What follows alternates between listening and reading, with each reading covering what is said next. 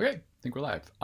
Number 61, mediumship. It does feel like your own thoughts and feelings. That's the subject of today's video, this week's video. Please like this video, comment on it below, or click the subscribe button. All of those things help other people to see these videos. So, feels like your own thoughts and feelings. The impulse to convey that I've talked about is an external impulse, but what you are conveying is all, there goes a big truck. You can hear that on the audio, but what you are conveying is all internal.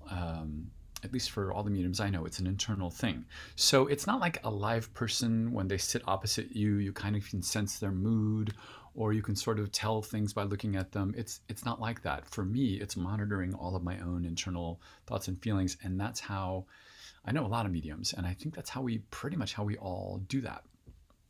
So it's interesting. It reminds me of the video I made about atheists, because every atheist I've talked to about how they got to become an atheist, they all had a test either for God or for someone in spirit, and that test was failed. So, and I was thinking about that, and they were all external tests. They wanted, they were saying, let me see you, let me hear you, make such and such an event happen, don't let such and such an event happen. And the person in spirit failed, or God failed, and so to them there is no afterlife. And it's not an external thing, mediumship. So now there are external experiences with people in spirit. I have friends who experience things like finding feathers or pennies, or we'll see butterflies. There's some sign they've agreed with people in spirit that they will get. But that's not communication.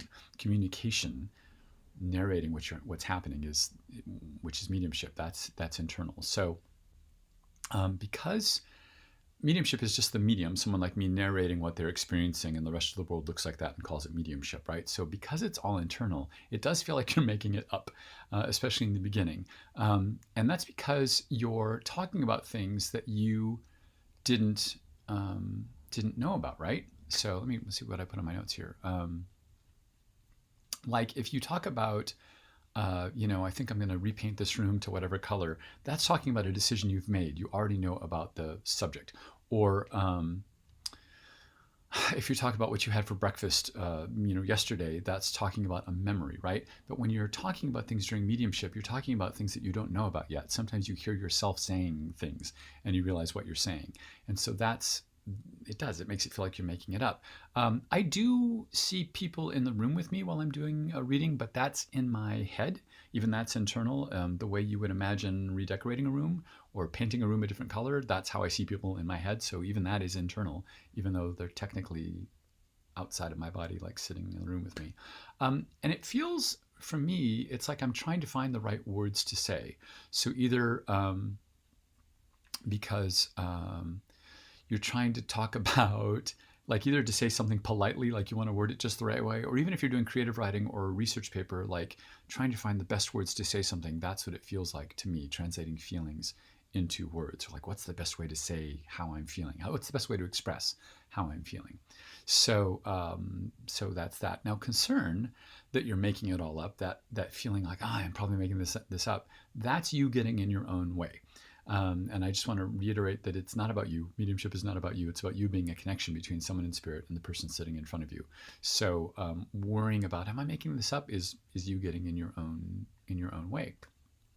I also have experienced, I want to say, about external signs from spirit. Like that's not mediumship. I talk about in another video, people in spirit affecting the physical world. And I've had things like lights come on or lights flicker, or my checkbook would be relocated in different locations, things like that. But that's not mediumship, right? That's not communication. That's just people in spirit making you aware of their presence.